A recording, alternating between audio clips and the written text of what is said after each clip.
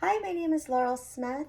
Today is January 22nd, and I will be conducting for my class microbiology, Bio 225, and lab 3 of the bacterial enduramation, dilutions, and plate count results video. And here again is where I had my incubation at in my laundry room. And here is my paper that shows my name, the date, the class, and my lab that I'm talking about.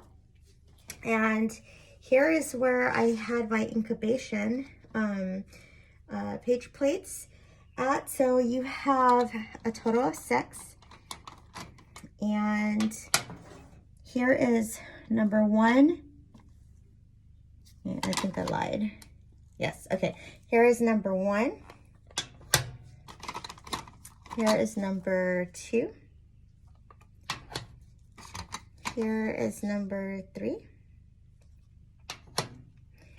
Here is number 4. Here is number 5. And here is number 6. It's upside down. Okay, so we're going to go ahead and discuss the results after 48 hours of incubation. As number 1, put these down like this. I'm going to take the top off. Number 1 looks like, Number 1 looks like it has a lot of growth at the very bottom here. A lot of the growth has come there. And then you see a little bit of the spots of the growth going around the margins. And I tried to do exactly what I thought it said, you know, from the test tubes. I did 6 of them. So I brought the yeast first and put it in test tube 1.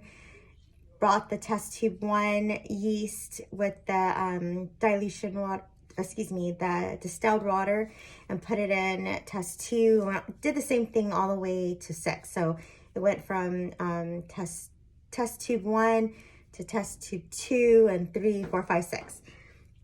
And then I did place them in the agar plates.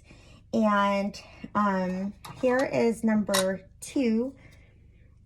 There's still a little bit, as you can see, I still have some of the solution going around, but it did form here in the top of growth. And it looks like the shape is, I don't think it's irregular because I can see it. And I think number 2 is probably almost the same as 1. Maybe 1 has a little bit more growth in it from the yeast. And this is just yeast going from, you know, test tube 1, test tube 2, 3, 4, 5, and 6. And now in 3, I see a little difference. Where in the margin, it's at the very bottom, but not as much. Oh, I think I should do that with the other one. You can see that better. As in test tube 1 and 2. So in test tube 3, it's at the bottom there, and it has a nice little growth of yeast in the middle, kind of spread it out in the middle a little bit. So I will show you 1 again. See, it's at the very bottom where my pinky's at. And then you still have a little bit here, kind of like test tube 3. And number 2, I would say has more. I still had some yeast solution in there. But I think test 2 has more than test 1, I would say. Now I think the pictures will be better. Test tube 4.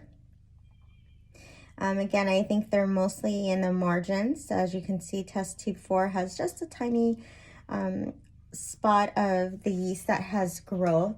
So I'm noticing where I put the 4 drops, I put them in the middle of each of the agar plates, and I did the scribble scrabble. I know that's probably not what it's called.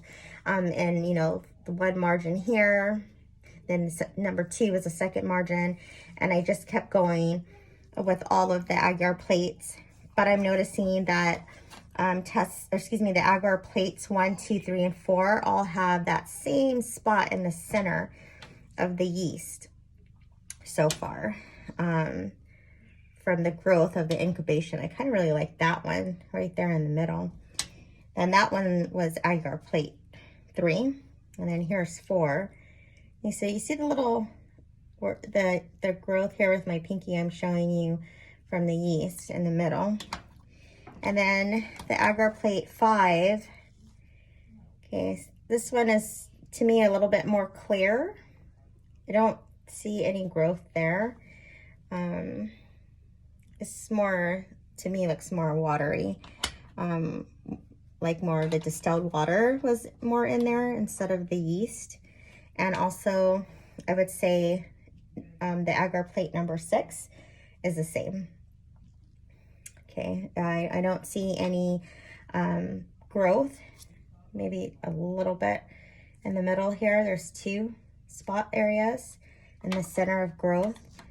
And going back to 5, I see a little tiny spots of them, not as much. But I would say that agar plate 1 through 4 has the most growth of yeast. I believe that agar plate 1, 2, 3, and 4, the margins are more raised and it's more elevated for the elevation. And I believe that agar plate 5 and 6 is more flat. There's no growth that has occurred in the agar plates in 5 and 6. And the size of 1, 2, 3, and 4 of the agar plates, I feel is very, and 1, 2, I would say it's at a pinpoint. And I believe 3 and 4 is more of a small size of it. And they're all at the top, like in the edges. 1, 2, 3, and 4 are at the edges. So I'm just gonna keep them together because to me, it seems to be the same. And I believe number 1 has more of the growth of yeast in it. And honestly, I think number 2, I'm gonna keep how I feel and agree with number 2 agar plate has more growth in it out of all of them. Out of 1, 2, 3, 4, and like I said, 5 and 6, there's nothing there. There's like a little. I feel it's irregular, to be honest with you. So that is my experiment for the results of the bacterial adulteration, dilutions, and plate counts results video.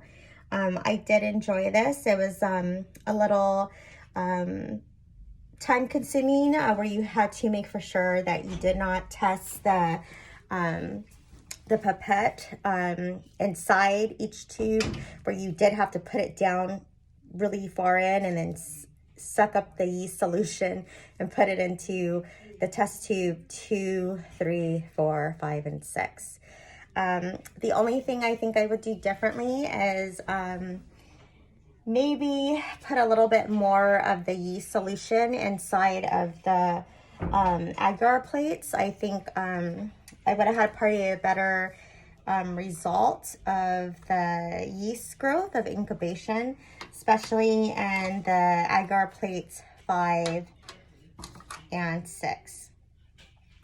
And I definitely will be sanitizing my washer and dryer area with 10% alcohol, with bleach, sorry. And I do have my mask on and I have my gloves. And so I hope you enjoy my result video for Lab 3. Thank you.